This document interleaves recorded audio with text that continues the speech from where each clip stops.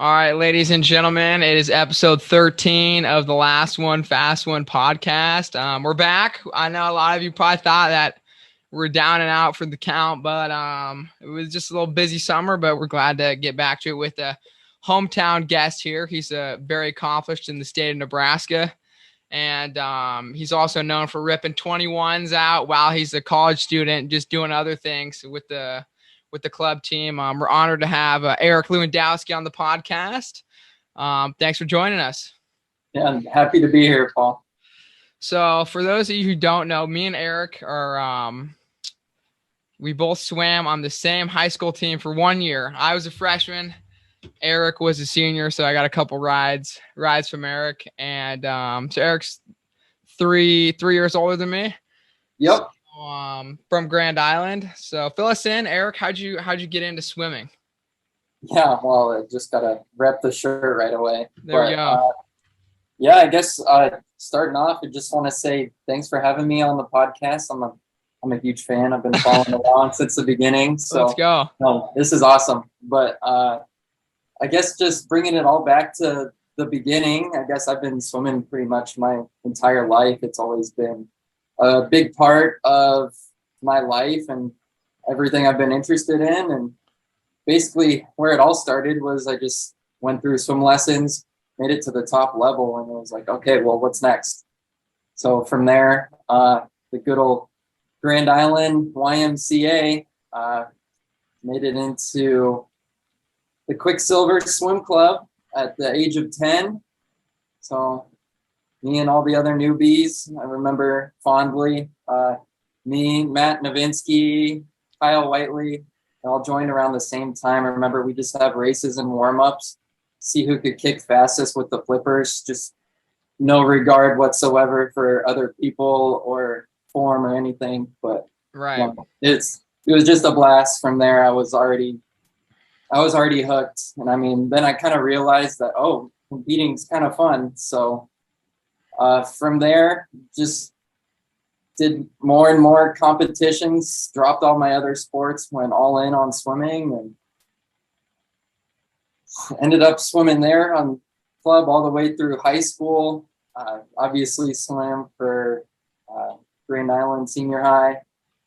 Went on to do some club swimming in college, which I'm sure I'll talk about later on today, but went on to do a little bit of coaching after that. So I've kind of made my rounds around the whole world of swimming. And at this point now, I'm more of a observer and fan of it. I'm not currently involved, but that door never closes, in my opinion. Right. So let's take it back to when did you first start seeing some success and maybe start finding your events? I think we kind of realized just like my first season ever, Midwesterns, which is like the state meet. I qualified for it. I'm like the 50 backstroke as a little 10-year-old. I was like, okay, cool. I don't care. And I remember going to that first meet and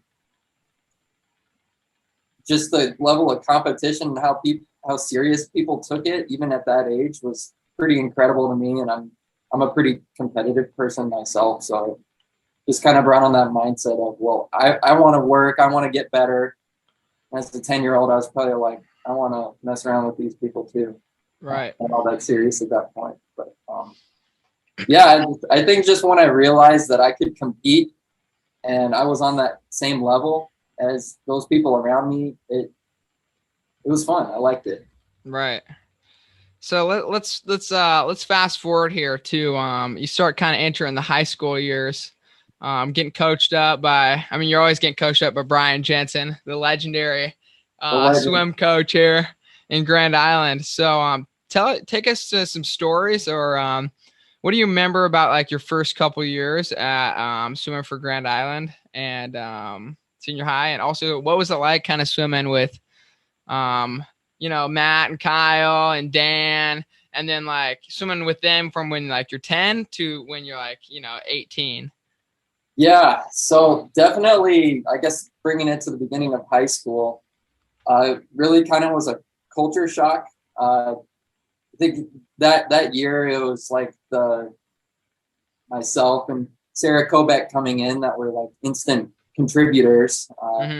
Traditionally, Grand Island, bit of a smaller team. So as soon as you have some more of your talented middle schoolers coming up in the high school, they're going to contribute. So immediately getting thrown into varsity and competing against some of those faster kids from Lincoln and Omaha it's going to humble you really quick as a 14, 15-year-old, as a freshman in high school.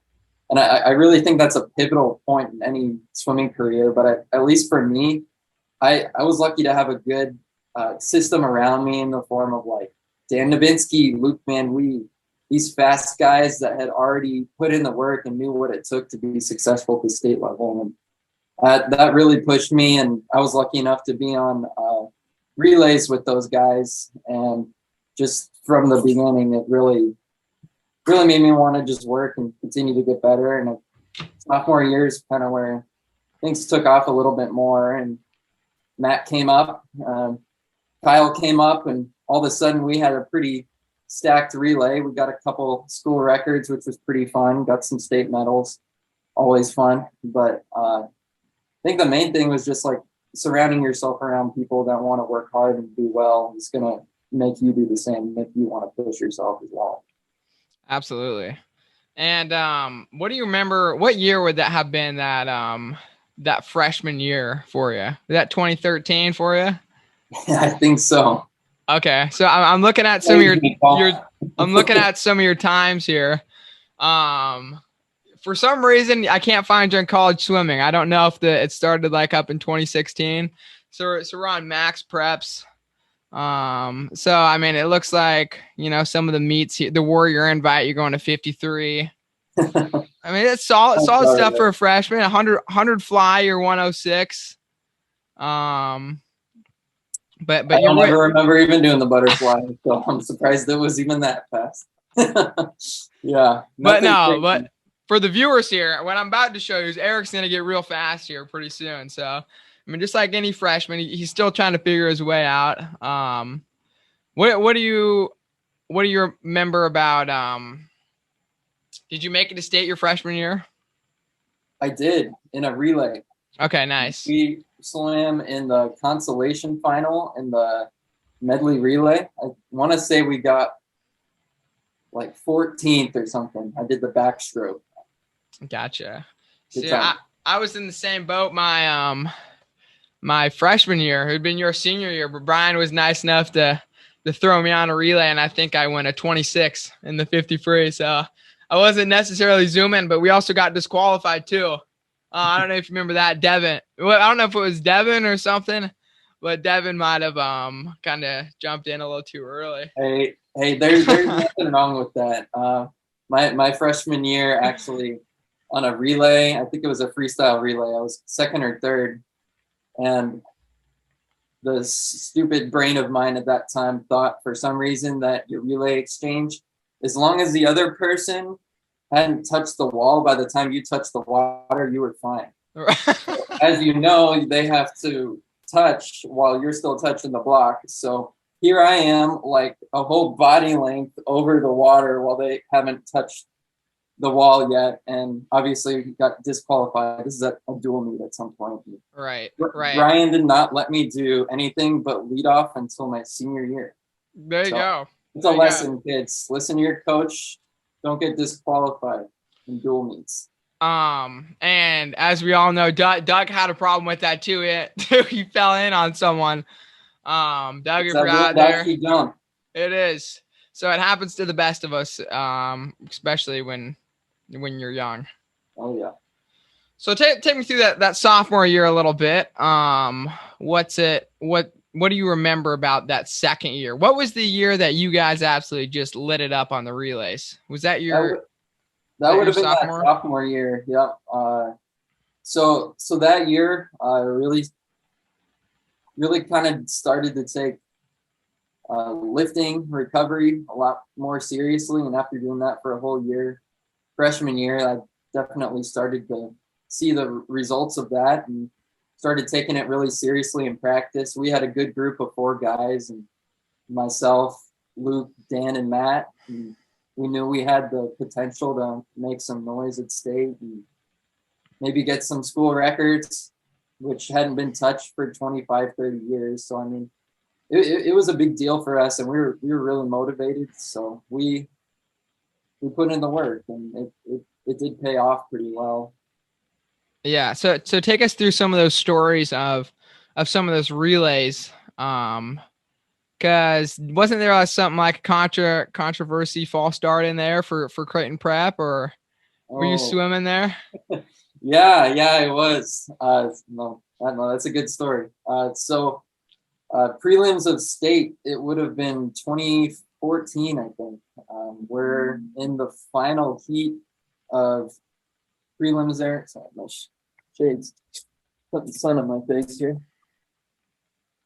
So at that time, I'm leading off the relay. This is the 200 freestyle relay. I think we're seated second or third going in.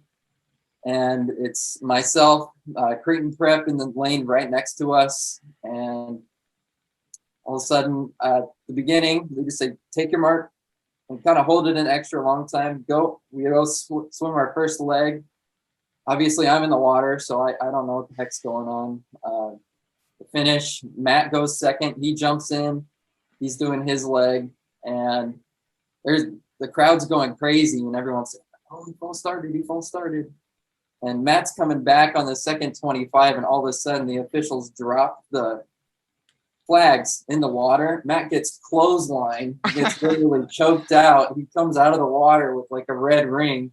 He's like, what the heck's going on? A bunch of other swimmers are getting caught up by the flags, and we get out, and apparently there was some flash photography or something.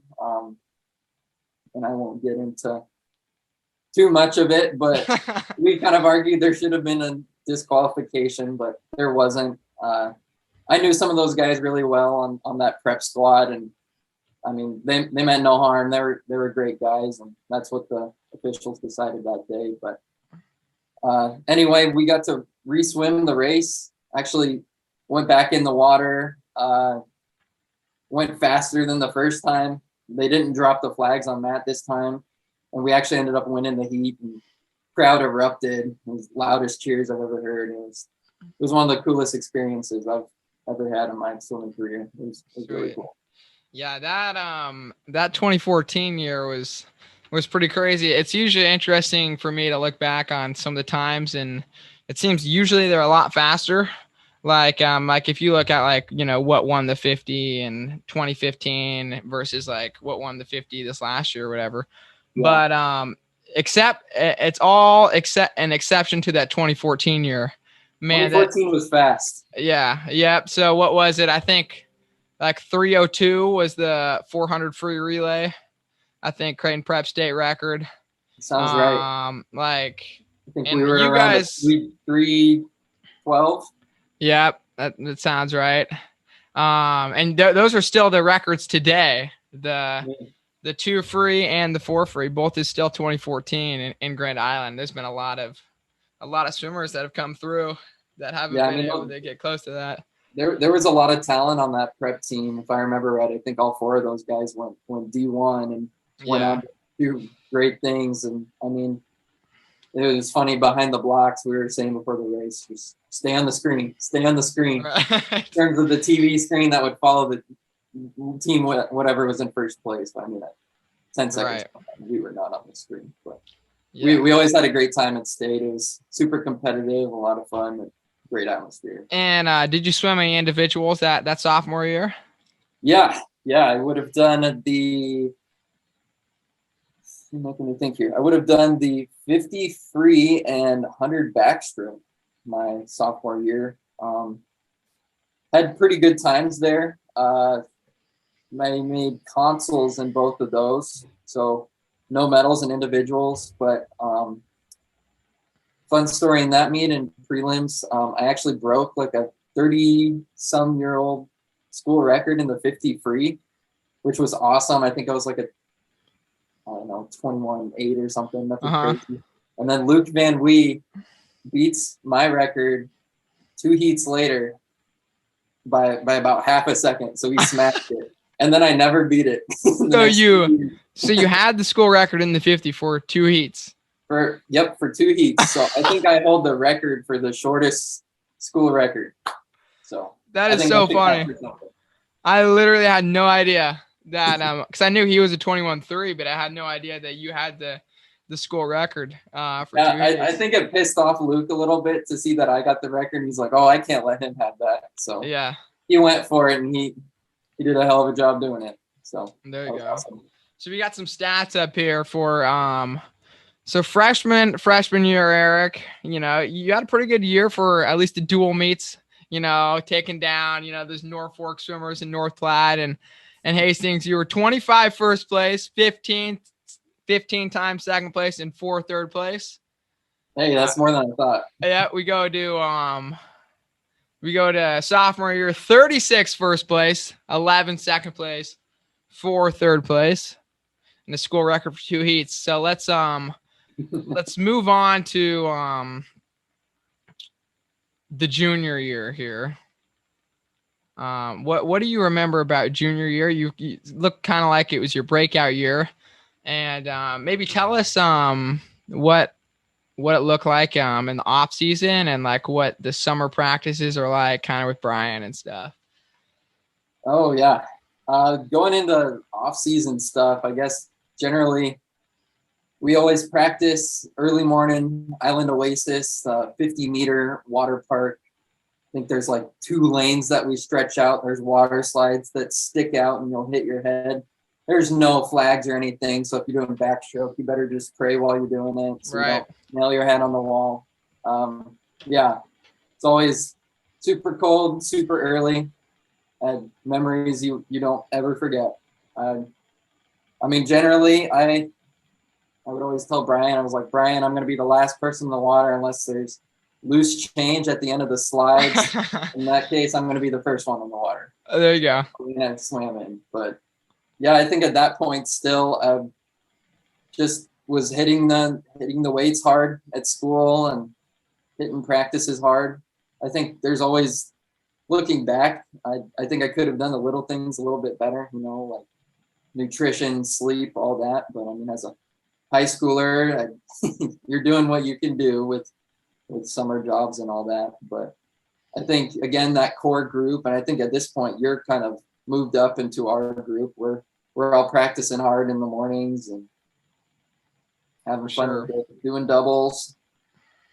Going into junior year, I think is when things started to click a little bit for me. I think I got voted on team captain that year, and so I mean, putting on that bit of responsibility on yourself really kind of makes you push yourself too, and you want to be a good example, especially for those freshmen and sophomores coming up, and you want to do your part to, I mean, get the most points possible for the team and do what's needed to do. So junior year, really, Brian started to throw me in different events. Like before, he'd never trust me really in the butterfly. But in this case, if we're short on a dual meet, need me to do the 100 butterfly, I'd step in to do that. Not saying that was my event, but branching out of the freestyle and backstroke sprint worlds. I might get a little angry at him when he puts me in the 100 breaststroke and 500 freestyle, but you just got to suck it up and do what you need to do for the team. Do you have any fond memories of Brian on the top of your head? Oh, I have a lot. Brian, I won't be too mean to you, I promise. There's one time I do remember we were just hanging out before practice. Sometimes we would just show up early just to, socialize, get all that time out, because otherwise you only have time to talk in the 15 seconds at the wall between sets. And remember there was this one time, there was this little equipment closet right by the door, the exit door, right by where Brian would stand during practices at the end of the pool. And so I remember I was like, I'm just going to hide in here for a while. So I just hide in the equipment closet for 10, 15 minutes, wait for Brian to usually sets his stuff up on top of it. He sets his stuff up on top. I jump out, scare the heck out of him. We might have done 400 IMs that night. I don't remember, but we did a few of those. There you go. For sure. So, So junior year, how's it end up going? Take us through state there. I mean, you got some big time drops, it looks like. Yeah, junior year, things are starting to click a little bit more. Got some individual state medals, 50, 100 freestyle, and more importantly, we got those medals in the relays as well. I know I always personally swam better on those. I think it's just a really fun environment, and I don't know. I always went faster in the relays. I think it's awesome how we can just lift each other up and hype each other up and go for that. But, right. The Steve Award. The Steve Award. That's right. Were you a recipient of the Steve Award? I was. There you go. That was the greatest honor of Grand Island swimming, is the Steve Award for most potent relay swimmer. Is what I'll say. That's right. So let's talk a little bit about your senior year. That would have been my freshman year. So I'm trying to see what I remember about 2015, 2016. Oh, I know. Paul, I have fond memories of us making you sing songs for us on the bus. That was my senior to freshman relationship with you. I know. That's true. We did. I do remember singing some songs about my neck and my back. Yep, and a few other things. But yeah, outside of that, I just remember Eric dominating and getting rides from you after those double blacks. I remember you taking me home one day. Tell us about the double blacks. Yeah, double black practices. That's Brian's version of HE double hockey sticks. So yeah, it was during Thanksgiving, Black Friday weekend, around Christmas, New Year's, that time after high school sports moratorium. This gives you 3.5 hour practices around 10,000 meters, just ridiculously highly intense, crazy workouts. And I mean, you'd leave that and you just sleep for 4 or 5 hours and eat half your refrigerator and then go back to sleep. is how I remember them. They were tough, but I mean, they built grit, they built heart. And once you got through those, you knew you were on the home stretch of the last 2-3 months of the season. You knew it was time to get to work and taper down, get some fast times. Yeah. So I think, I lost my train of thought. We'll go back there later. So take us through kind of that last year and swimming at state. I'm excited to get into Eric Lewandowski after high school swimming, because I think there's a lot more exciting stuff. But before we get there, let's get to just that high school state, and if you ever thought you would swim again after that, tell me that. And then tell me just how it went and what times did you go? Yeah, so senior year was, I think, the biggest character builder out of all of my years of swimming. It really kind of changed my perspective on the sport. I think in a good way. Really going into senior year, I had very high expectations. It was nothing less than winning state going into it after getting third the year before, and those top two guys were graduating. So really, I was the next guy up. And I mean, I thought about it every day, more than anything. I'd dream about it. I'd wake up, I'd think about it. I wouldn't say obsessive, but it was definitely in my mind a lot. And from there, I actually hit a pretty hard plateau my senior year. And that could be due to a lot of things. Probably most of it's mental. But from there, I really kind of actually saw some regression through most of the season. Flirted around with changing out the 100 freestyle for the 100 backstroke. I think I got smoked at one of the invites by Matt before deciding that maybe wasn't a good idea. And then I ended up switching back, and about 3 or 4 weeks before state, everything just kind of clicked and dropped time for the first time in about like 12, 14 months or so. And from there, I had my best times, that lifetime PRs at state. I was happy with how it went. I didn't win. I actually ended up getting second. I got out touched by about 0.3, but I honestly, I think in the long run that was best for me. It was like needed to learn how to say like, hey, it's okay. I worked hard for this. I did my best, and that's enough. That's okay. And at that point, it kind of gave me the closure to know is like, do I want to continue swimming after that? And kind of like how you mentioned, I did end up going into college club swimming to swim a little bit. But I mean, there was a period of time saying like, have I done everything I wanted to do? But at the end of the day, it just came back to the beginning saying, why am I doing this? It's because I love the sport. It's because I love the people around me doing this. And I didn't want to be away from that. So that's why I did end up coming back. And I really don't regret anything that happened. And I actually came out of that meet feeling great. I felt happy. I knew I had done my best and left the team in good hands for the next year with you, Kyle, Matt, Devin, all those guys. So, yeah, I've got fond memories of that year. For sure.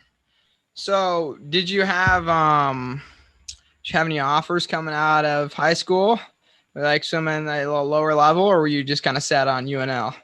Yeah, so I thought about it a little bit. I had gotten a bunch of letters in the mail. I remember getting called on to the athletic office a couple of times, getting some D2, D3 type interest, and I'm pretty confident I could have walked on D1 somewhere if I wanted to. But end of the day, I had my heart pretty set on Nebraska Lincoln for school. Kind of was chasing my major there. Went into chemical engineering and kind of just came down to the fact of, do I want to do chemical engineering and college sport? And I chose school at that point, but Right. obviously didn't step away from it all the way. For sure. So I think this is where the story of Eric gets exciting here, is when you actually hit college. I mean, you had a very very accomplished high school career. But a lot of people probably, they finish their high school career and then they never do anything more athletically, or, maybe they finish top 8 at state and then they'll never swim again. But you have a great story here with some lifting and swimming. So we'll start off with the college club swimming, which I don't know how serious it was. But all I know is you still managed to unleash some pretty good times here. So take us through college swimming, the college club swimming, and kind of how it all worked. Yeah. So to preface, college club swimming, or CCS, they're actually sponsored by US Masters. So it's really cool. It's actually a part of USA Swimming, and they have all their different college club representative teams like all across the country. And I had known about it before, actually, from a guy that I used to swim against in Kearney. His name was Devin Jensen. He was a 5th year senior as I was going into college, and he actually recommended me. I think I ran into him at a swim meet my senior year saying like, hey, if you're going to Nebraska next year, you got to at least try this out. You got to come check out a few practices. Let's do this. So I'm messaging my other friend from Lincoln Northeast, also going into his freshman year, Noah Heiser. And so I messaged him on Facebook saying like, hey, let's join swim club. He's like, okay, sure, let's do it. And I mean, rest is history. We ended up going to a couple practices. I was pretty timid at first, like joining a new team. Everyone's already kind of got those relationships built, and it's always hard being new. And I mean, being new to college anyway, you're making new relationships, meeting new people. And I think college club swimming was great, and forming relationships with people. Really, my best friends I made in college were through that. But I mean, freshman year, I was one of the few freshman recruits. And so, I mean, they gave me a lot of grief for it, but I had a lot of fun. Ended up going to a bunch of meets in the neighboring states. We had a lot of fun traveling. We do like road trips to Minnesota, Kansas, Iowa, places like that. And really good experiences there. And I was, again, a contributor right away for that. So doing those relays was always fun. And at that point, I wasn't as worried about times and stuff like that, rather than just having a good time, staying in shape. But near the end of the season, I was kind of got to the point to where, like, hey, I'm not beating myself up at 5 practices a week anymore. And, it's a lot more casual. It's like 3 practices a week for 1.5 to 2 hours, like 3,000 to 6,000 yards. So nothing crazy. But at that point, going into nationals, which they have qualifying standards, and when I say nationals, it's like, ooh, that's impressive. But the time standards are pretty lax compared to high school swimming nowadays, especially. But still pretty competitive at the top level, because you do see like guys that walked on to like Florida, Texas A&M, things like that, like SEC schools, and either they'll graduate and are not eligible and they'll just go into post-grad club swimming and dust everybody with like 44-second 100 freestyles. But yeah, there was some good experiences there. My freshman year, actually, nationals got canceled because there was a tornado or something in Georgia, which it was supposed to be at Atlanta, Georgia Tech. Yeah. And a bunch of flights got delayed and ours actually got canceled. So we ended up actually not doing that and road tripping the mountains in Colorado just for a, fun fest. What college kids do. Nice. So tell me, was it hard for you to swim just for fun, like a few times a week, or was it just easy? Was it just swimming and just having a good time? It was definitely difficult. I think probably easier my freshman year, because I was kind of in that same boat. It's more for, I kind of lost my drive a little bit till the end there when I was preparing for nationals, just kind of just recovering from that high school year, a little bit of burnout, honestly. But I think college club swimming and those people that were around me also wanted to work hard really brought me out of that and made me want to work hard again. But it's a little different environment. They're not coached. The president and vice president of the club make the practices, and I was lucky that like all 4 years I was there, and I won't throw myself in the mix. I'll stay humble here, but I mean, like, Kristen Stady did an awesome job writing practices, and then obviously I went up later on and became president as well. But I'll get to that later. But. Nice. So what did you go your freshman year at the nationals, or it got canceled? Do you remember when did you go 21 again? So my sophomore year. In junior year, we did end up going, and I think I did end up going 21 and 100 freestyle both times there. Mm-hmm. It was definitely a slow burn. Like, I know going to meets during the year, I'd be having a huge exam weeks or something, and I'd have to practice. I'd be rolling 23s at the meet, feeling awful about myself. But yeah, it's good. It really just the main thing was once you kind of found that group that was serious enough to want to work hard and push each other. Yeah. You really push yourself too to get some good times. And it was hard at times. Some people are there to socialize and make friends, and that's fine, and I support that too. But it's just a different dynamic. Yeah. What is your thought process on like so in high school? I mean, you're training probably like 15 hours a week, lifting, 21.6, and then college, I mean, you're eating cafeteria food, pounding beers, and then you go 21.9. Like, how did that make you feel? Like, we was like, fuck yeah. I was like, what the hell happened in high school?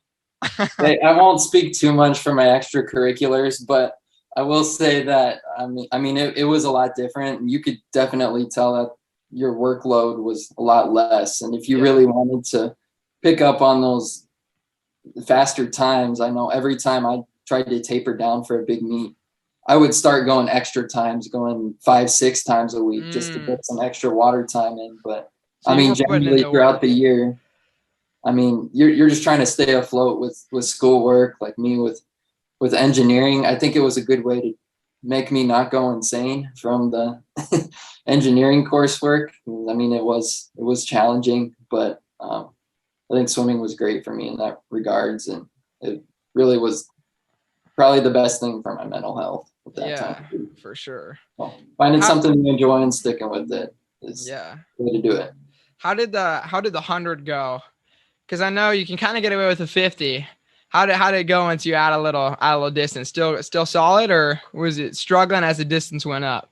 Oh man, you know me, I'm a all out sprinter, kind of like you, Paul. So yeah.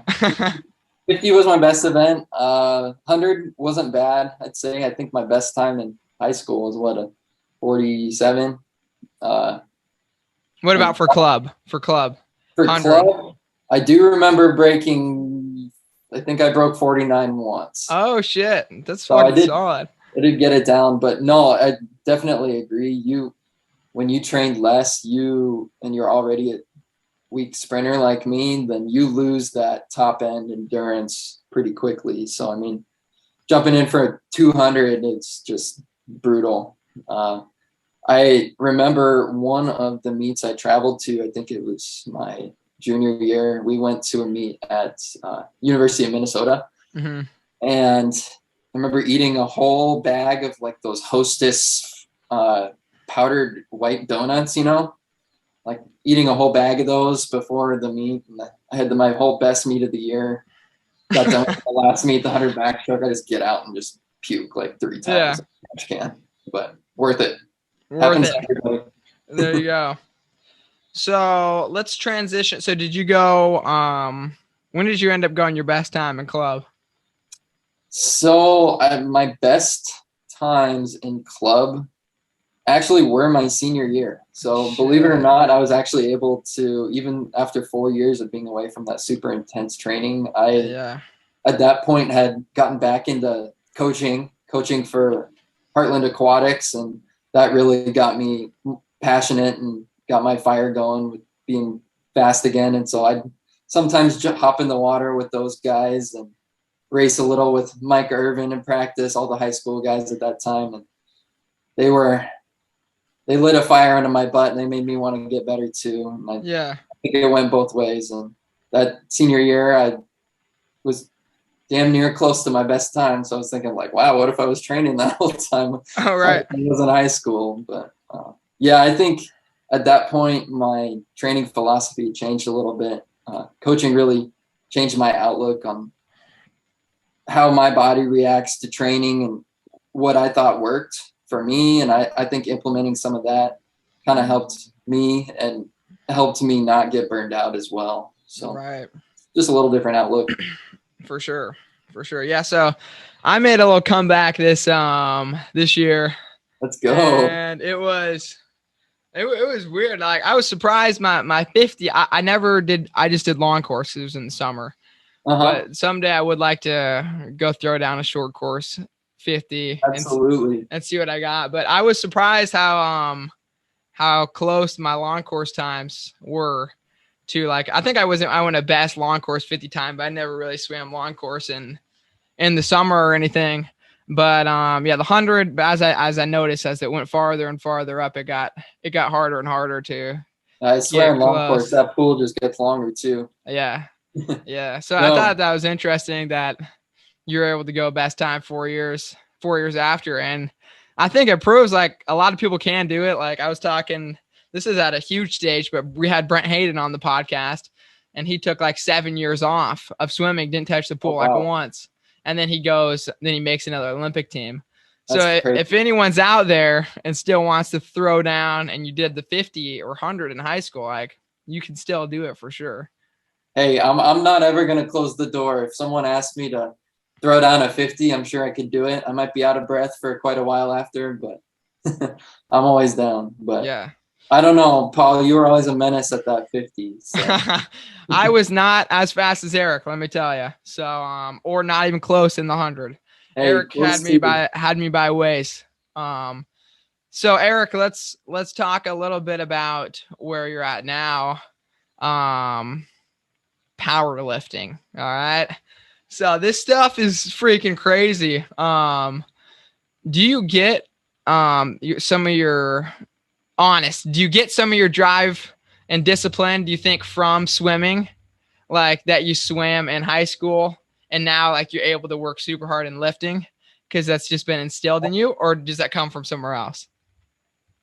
100%. I Yeah, think swimming has a big deal to do with it in terms of work ethic, drive, motivation, things like that.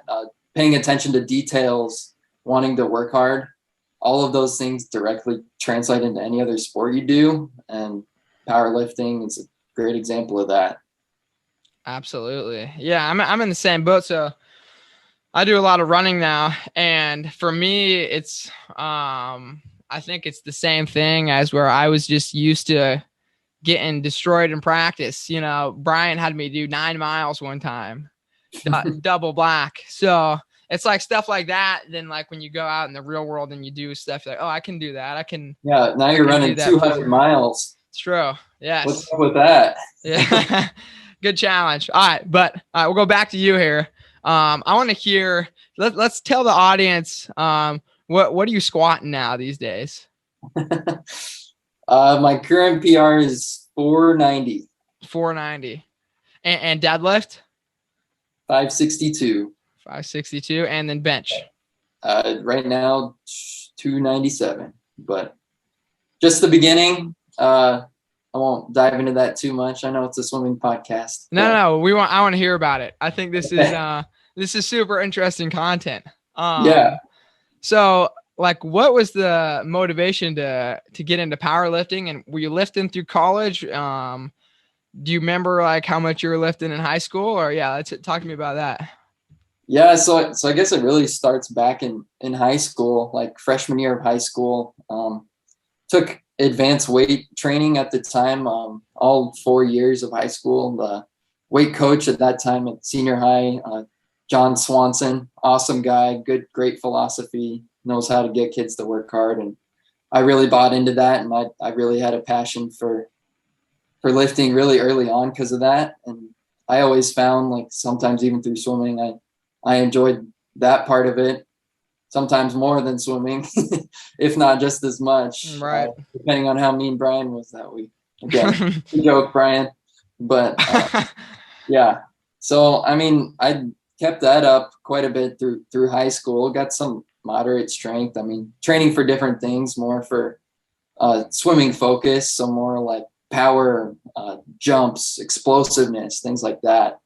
Whereas going through college, I'm just like, going once or twice a week as a freshman with 200 other people at the gym at the same time. I'm like, oh, I want to have big muscles so girls will pay attention to me, dumb stuff like that. So it was super casual through college. And by the end of it, school pretty much took up a big majority of it, working part-time, like 20 hours a week. I didn't really have much time to sleep as it was, and I wasn't really taking care of my body at that point. So really dropped off the lifting there. Didn't really touch a barbell for about 3 years. And then I graduate in the peak of COVID, and I have absolutely nothing to do. I'm in my about 5 square foot room.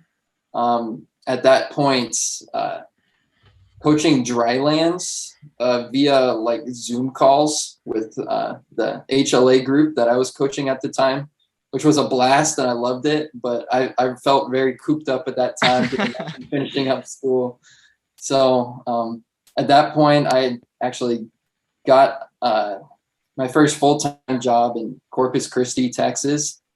So I ended up moving there for an engineering company, and within the same company, I had the chance to move around a few times. So I guess when I moved to Corpus at first, I didn't really know anybody that lived in Corpus. I didn't have any friends.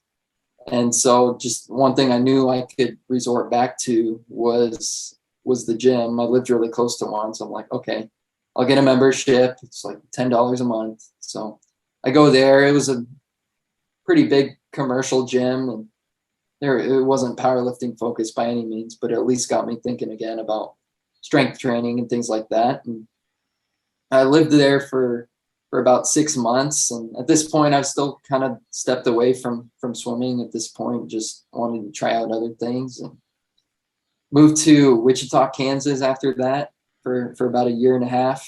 And from there, I really started to get more interested into those strength sports. Did some self-research on YouTube and Reddit, fell down some holes, and started following some cookie cutter powerlifting programs. And then I kind of realized that powerlifting is actually a sport that people compete in. I was like, whoa, that sounds cool. I want to do that too. And so I actually ended up switching gyms there too, to a more powerlifting focused gym with, your calibrated kilo plates, power racks, things like that. And met another good group of strong people, signed up for my first meet. The rest is history. I've done 2 meets now, and now I'm out here in St. Paul, Minnesota, joined another really strong gym here and hired a coach recently, and we're doing some good stuff and planning on some big numbers in the future. So it's been a lot of fun. It's really similar to swimming in that aspect of kind of the path of how I got there. Gotcha. Yeah, so when did you realize, like, shit, I'm pretty strong here? Because, like, I mean, you said you went to the gym, you're just kind of getting into the gym, and then you also got almost damn near 500 pounds you can throw on your back and squat it. It's not so much realizing how strong you are, but how strong you are not. Okay. Sometimes, and you hate to compare yourself with other people, but I mean, you'll be going to there sometimes and you see people next to you saying, like, how the heck do they do that? And they're throwing around ridiculous weights. And I mean, you ask yourself, like, why not me? I want to do that. I want to work hard. I want to be the best. I want to put in the work, tune out the details. And so I'm kind of treating it the same way as swimming. It's like, if there's one thing I said I could improve on in my swimming was paying attention to the details, like nutrition, sleep, form, things like that. Those are things I'm really trying to hit home today. And maybe it's on a smaller stage. Maybe it's just for me, but it feels like I'm doing the most to help myself grow. And that's why I enjoy it. For sure. For sure. What did, like, the first day at the gym look like for you to where you are now? Oh man. First day I was probably in like wobbly tennis shoes, no weight belt. I probably misloaded on each side, probably bench pressing like this. Yeah. I don't know. It was pretty ugly for a while there. And I think it took me about a year just to hit the numbers I was doing in high school. And then I realized, like, hey, maybe I should actually do this smartly so I don't hurt myself. So, I mean, that's one major difference between that and swimming. I mean, you can tweak your muscles, get minor injuries, and you have to learn how your body reacts to training. It's definitely more tough on your body than swimming is. But learning how to adapt and overcome that, and looking at the small details and learning how to optimize those things, that's like I said, it's the same as swimming, which is really cool how well that's translated. Yeah, for sure. Yeah, that's really cool that you kind of started from the beginning, like strength wise, took you a whole year to get back to where you're high school. Now you're just ripping at 500 pounds. What are some sky's the limit? There you go. What are some, you like signed up for another meet or anything? I am December. Okay. So we still got a ways to go. We're kind of considered off season right now, but setting up the baseline for hopefully a good meet. But gotcha. Yeah. Is this like a local meet? Is it through, what state is it in, or? Yeah, it's local. It's in the Twin Cities here in Minnesota. It's all through a federation, USAPL, which is the drug tested. Some like to say it's the strictest federation, but I'd also say it's the cleanest. So Gotcha. Trying to see what else I got. So tell the audience, outside of athletics, what is Eric Lewandowski up to these days? Man, living the dream here. I mean, I just moved here a couple months ago. So with my girlfriend here at our apartment, we live in, I mean, there's so much to do around here. There's lakes. The weather's super nice in the summer. Yeah. I don't want this to turn into just a Minnesota hype post because I haven't lived here in a winter yet. But I mean, other than that, it's just kind of getting adjusted to work and the new apartment, things like that. I delve in the Legos with my spare money that I shouldn't be spending. But, Nice. you know, Sweet. typical dumb 25-year-old. Right. All right. So we just got a couple questions. We'll wrap it up here. So we'll kind of throw it back to swimming a little bit. If you could swim with anyone, dead or alive, who would you swim with? Like it's George Washington, it's Tom Hanks, it's Michael Phelps, it's whoever you want. I mean, if I had to choose one for my relay, I don't think I'd choose George Washington, but we did cross a pretty big river. But I mean, I'd honestly have to say, like, you just got to go with the GOAT, Michael Phelps. You know, he totally changed the sport and everything that he had to overcome coming from his retirement and jumping back into the sport was super incredible. And all of his mental health struggles that he went through and overcame, I thought was super inspiring. And I mean, he's going to be known as the guy for forever, which is pretty awesome. For sure. Favorite meat snack? Like what are you snacking behind the blocks? I'll go off first and say not those donuts I had at that but yeah, I got to go with Sonic breakfast burritos. Okay, sweet. We used to smash those at all of our summer meets before morning practice. Sonic breakfast burritos. What about Casey's breakfast pizza? Oh, classic, man. We used to be after I got fond memories of that high school morning practice. We smashed those pizzas. If there was extra boxes, we just take them in the showers with us. I was just gonna say that. It's PG podcast, but yeah, no, we always had fun with that. Yeah. Casey's best gas station pizza out there. I'll fight that to the grave. There we go. Favorite pool you swam at? Favorite pool I've swam at? That's a good question. I'd say it has to be Georgia Tech's pool. It's actually where they held the Atlanta Olympics. So, I mean, they had the Olympic rings there. And so, I mean, it was really cool to swim in a pool where, like, world records were broken. And I also got the chance to swim at a meet before the Olympic trials in Omaha. Mm-hmm.